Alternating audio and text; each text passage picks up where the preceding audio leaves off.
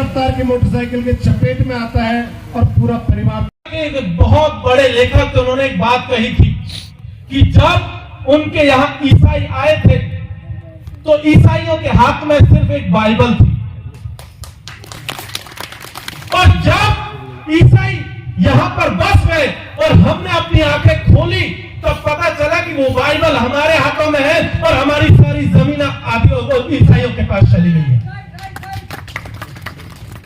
तो ये जो जमीनों को छीनने का सिलसिला है, ये अंग्रेजी हुकूमत के दौर से चला आ रहा है, और हमें ये सचेत हो जाने की जरूरत है कि किसी भी वजह से, चाहे कोई भी हो, हम अपनी जमीनें नहीं छोड़ेंगे, नहीं देंगे। एक बात और समझ लेनी है हमें, क्योंकि आदिवासी परिवार जब बात कर रहा है तो पूरे देश के आदिवासियों की बात कर रहा है, सबको मानसिक गुलामी से बाहर निकालने की बात कर रहा है। आज की तारीख में अगर हम लोग देखें तो पिछले 75 सालों में हमने सिर्फ इस देश में जो बड़े बड़े लोग हैं उन सबको सिर्फ वोट दिए, चाहे कोई विधानसभा पहुंचा, कोई लोकसभा पहुंचा। 75 सालों में बहुत लोगों को वोट दिया और वो वोट लेने आए और उसके बाद भूल गए। उन्हें भी पता भी नहीं कि किस व्यक्ति ने वोट दिया और उसकी क्या समस्या है। आज की तारीख में इस देश में लगभग 480 के आसपास विधानसभा की सीटें हैं पूरे देश के भीतर जो आदिवासियों के लिए रिजर्व है। लगभग 47 लोकसभा की सीटें हैं जो आदिवासियों के लिए लोकसभा में रिजर्व है, लेकिन आदिवासियों की बात करने वाला वहां कोई पर नहीं। वहां कोई जाकर के आदिवासियों की बात नहीं करता। जितने लोग यहां से चुन करके गए, सबने अपनी पार्टी की वफादारी की, सबने अपने नेताओं की वफादारी की। तो ऐसे में ये बात भी आपको ध्यान रखनी है कि कौन लोग हैं जो आपके साथ दिन और रात खड़े होते हैं, कौन लोग हैं जब आपको जरूरत होती है, कभी आप बीमार पड़ते हैं, कभी कोई और तरीके का संकट आता है, जब आपके साथ खड़े होते हैं। ऐसे लोगों को अब लोकसभा और विधानसभा में भेजने की जरूरत है।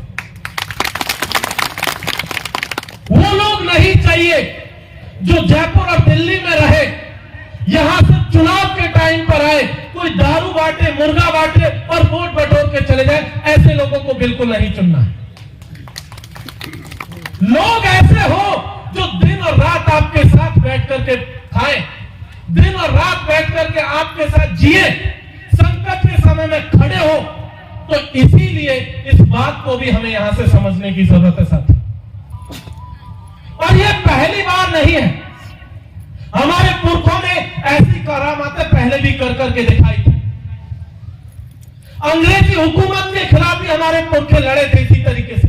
वहां भी कुछ लोग आए थे जो आदिवासियों का हमदर्द बन करके आए थे, लेकिन हमारे पुरखों ने उनके खिलाफ भी जो है लड़ाई लड़ी, जो ये दावा कर रहे थे कि हम आप ही में से हैं, और तब भी हम जीते थे, अब भी हमको ये लड़ाई जीतनी है साथी। तो ऐसे में इन सब बातों को मद्देनजर रखते हुए ये बात हमें समझनी होगी कि ये जो पूरी की पूरी लड़ाई है, ये आदिवासियों को बचाने की लड़ाई है। ये लड़ाई हमारी संस्कृति को बचाने की लड़ाई है। ये लड़ाई हमारी पहचान को बचाने की लड़ाई है। ये लड़ाई हमारी भाषा को और जो है कल्चर को बचाने की लड़ाई है।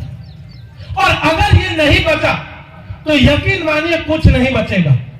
आज की तारीख में इस देश में अगर देखेंगे तो एक अलग फिजा, अगर आप देखेंगे उदयपुर के बाहर एक अलग फिजा बह रही है। कुछ दिन पहले एक बाबा उदयपुर में आए हुए थे, वो घोषणा कर रहे थे, वो पर्चियां निकाल करके भविष्य बताते हैं। मध्य प्रदेश में उनके ऊपर एफआईआर होगी, तब से भविष्य बताना मध्य प्रदेश में बंद कर दिया। वो आजकल मध्य प्रदेश में भविष्य नहीं बता रहे हैं। परसों जब यहाँ उदयपुर में आए थे, यहां भी उनके खिलाफ एक एफआईआर हो गई है। आने वाले दिनों में यहां भी भविष्य नहीं बताएंगे। तो ये लोग जो भविष्य बताने के नाम पर दरअसल लूटने के लिए आपको आते हैं, वो कभी लाखों में चंदा ले रहे हैं। हर एक प्रोग्राम का चंदा उनको लाखों में जा रहा है। तो उनसे भी बचने की जरूरत है। ये जो मानसिक गुलामी में धकेलने का काम इन बाबाओं ने शुरू किया हुआ है, ये दरअसल सरकारी प्रोजेक्ट है, सरकार की सह पर ये सारे के सारे प्रोजेक्ट चल रहे हैं। इसीलिए इन सबके